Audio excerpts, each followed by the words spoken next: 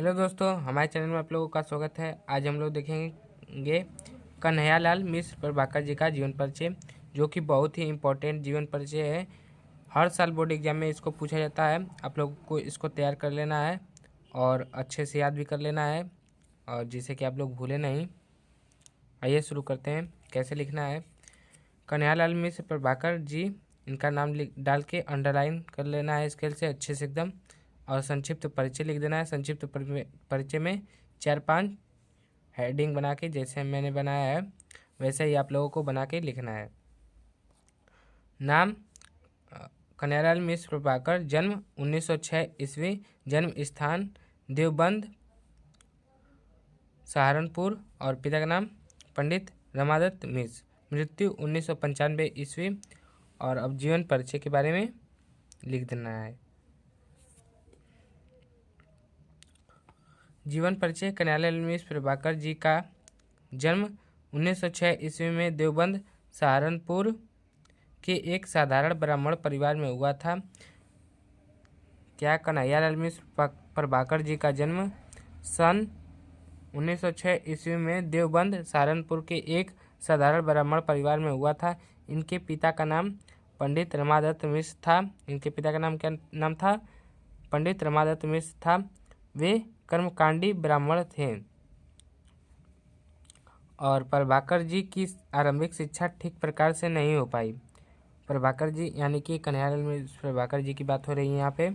कन्हैयालाल मिश्र प्रभाकर जी की आरंभिक शिक्षा ठीक प्रकार से नहीं हो सकी। आरंभिक शिक्षा से तात्पर्य है कि प्रारंभिक यानी कि जो शुरुआती कक्षा होती है वो इनकी ठीक से नहीं हो पाई, क्योंकि इनके घर की आर्थिक स्थिति अच्छी नहीं थी। आर्थिक स्थिति मतलब कि इनकी थोड़ा आर्थिक मतलब प्रॉब्लम होती है घर की, नहीं थी। इन्होंने स्वाध्याय से ही हिंदी, संस्कृत तथा अंग्रेजी भाषाओं का गहन अध्ययन किया। इन्होंने घर की स्वाध्याय से ही हिंदी, संस्कृत तथा अंग्रेजी भाषाओं का गहन अध्ययन किया। यानी कि इन्होंने स्वाध्याय अपने स्वयं से पढ़ करके ही हिंदी, संस्कृत तथा अंग्रेजी भाषाओं का गहन अध्ययन किया, गहरा अध्ययन किया, तथा कुछ समय तक ऊर्जा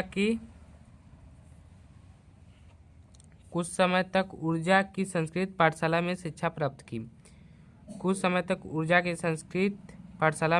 प्राप्त की।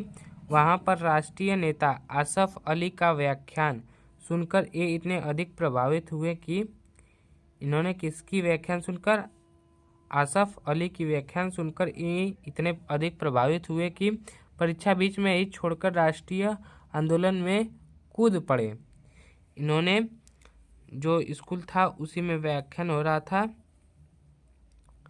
और राष्ट्रीय नेता थे कौन? आसफ अली का व्याख्यान सुनकर उन्होंने इनको इतना प्रोत्साहित या प्रभावित किया कि इन्होंने बीच में ही परीक्षा छोड़कर राष्ट्रीय आंदोलन में कूद पड़े। तत्पश्चात उसके बाद इन्होंने अपना शेष जीवन राष्ट्रीय सेवा के लिए अर्पित कर दिया।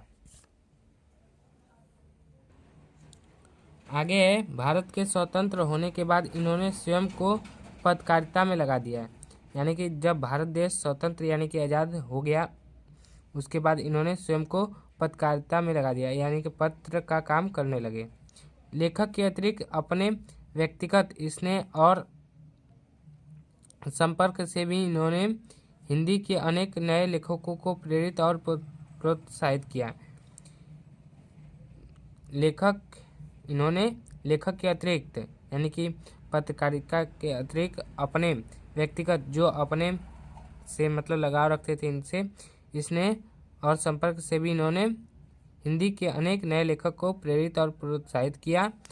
और इनकी 9 मई 1995 ईस्वी को इस महान साहित्यकार का निधन हो गया। यानी कि इनकी मृत्यु 1995 ईस्वी को हो गई।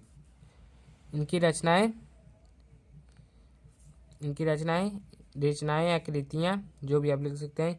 इनकी प्रमुख रचनाएं निम्नलिखित हैं, या आप लिख सकते हैं कन्हैयालाल मिश्र प्रभाकर जी की प्रमुख रचनाएं निम्नलिखित हैं। कौन कौन सी? नई पीढ़ी के विचार, इनकी 5 रचनाएं, या जितना आपको याद है 2-3 रचनाएं लिख सकते हैं। नई पीढ़ी के विचार, और दूसरा जिंदगी मुस्कुराई, और तीसरा माटी हो गई सोना, और चौथा है भूले बिखरे चेहरे, और पांचवा है आकाश के तारे। कौन कौन से हैं? नई पीढ़ी के विचार, जिंदगी मुस्कुराई, माटी हो गई सोना, भूले बिखरे चेहरे, आकाश के तारे। ये 5 आप लोगों को रचनाएं याद कर लेना है और अच्छे से इसको तैयार करके एकदम बोर्ड पेपर में लिखना है।